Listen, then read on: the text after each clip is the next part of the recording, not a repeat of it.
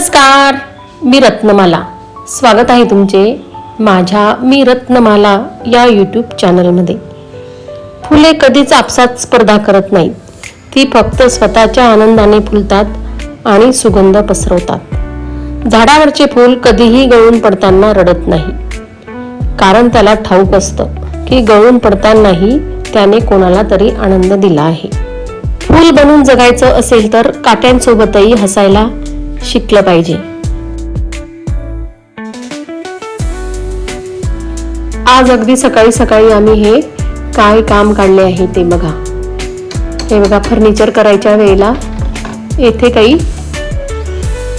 काम अपूर्ण राहिले होते, ते आता पूर्ण करायला घेतलेले आहे. आणि काही दारे व कपाटे यांचे सुद्धा काही किरकोळ कामं राहिलेले होते, ते सुद्धा आम्ही आता करून घेतलेले आहे.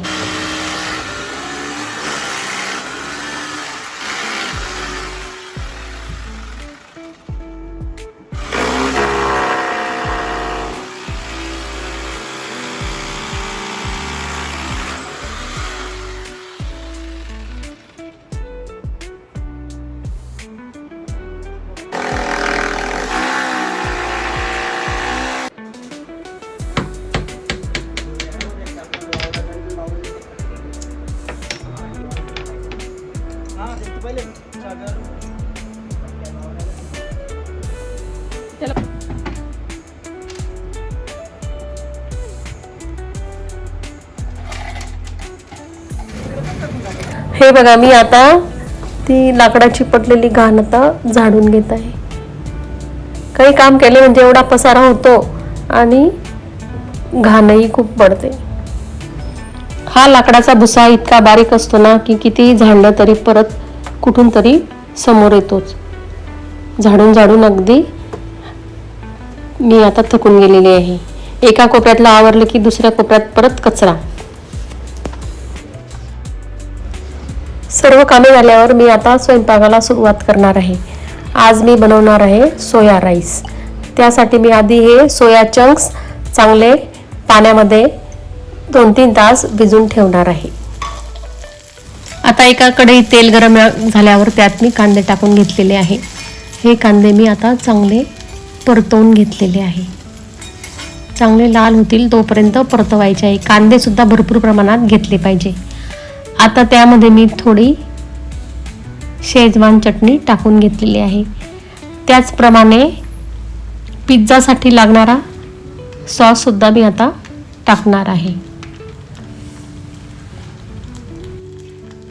आणि या सोया राईससाठी लागणारा जो भात आहे तो मी आधीच बाजूला शिजवून ठेवलेला आहे. भात शिजताना मी त्यामध्ये थोडे मीठ आणि तेलही टाकलेले आहे. अगदी मोकळासा भात शिजवायचा आहे. जर तुमचा एखाद्या वेळेला भात उरला तर त्या भाताचा या पद्धतीचा सोया राईस तुम्ही नक्कीच ट्राय करा.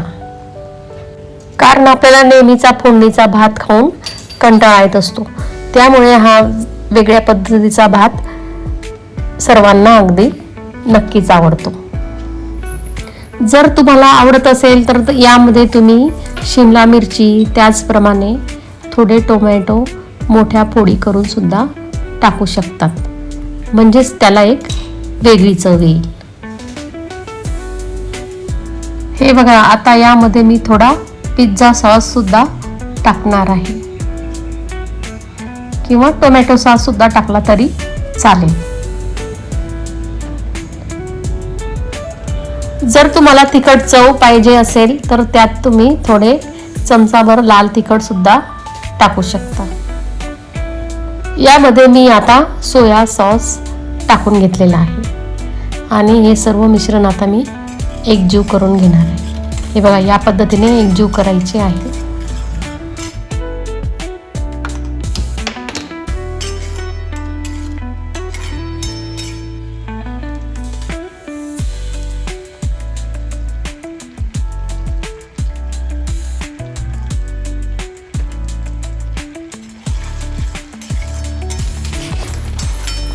हे बघा, आता हे सर्व एकजीव झालेले आहे. यामध्ये मी आता सोया चंक्स टाकून घेणार आहे आणि एकसारखे चांगले परतवून घेणार आहे, जेणेकरून हे सर्व त्या चंक्सला लागले पाहिजे. आणि यामध्ये आता चवीनुसार मीठही टाकून घेतलेले आहे आणि हे 5 ते 10 मिनिटे चांगले शिजवून घेणार आहे.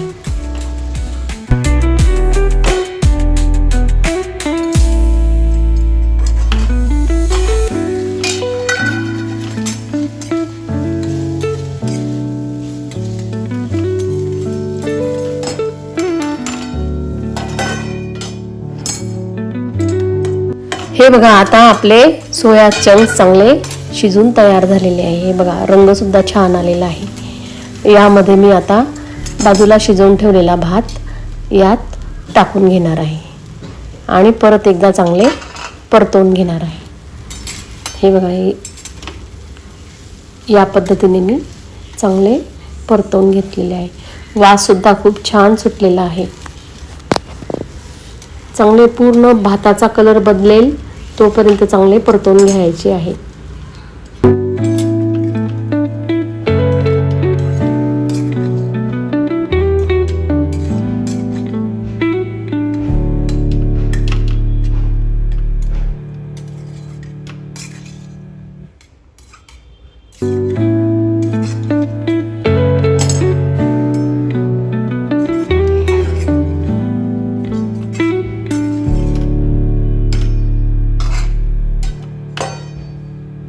हे बघा, आता आपला सोया राईस पूर्ण तयार झालेला आहे. कसा वाटला तुम्हाला हा माझा मी बनवलेला सोया राईस? मला कमेंटमध्ये कळवा. माझा हा व्हिडिओ तुम्हाला आवडला असेल तर माझे चॅनल लाईक करा, शेअर करा आणि सबस्क्राईब करा आणि तुमच्या मित्रमैत्रिणींना शेअर करायला विसरू नका. धन्यवाद.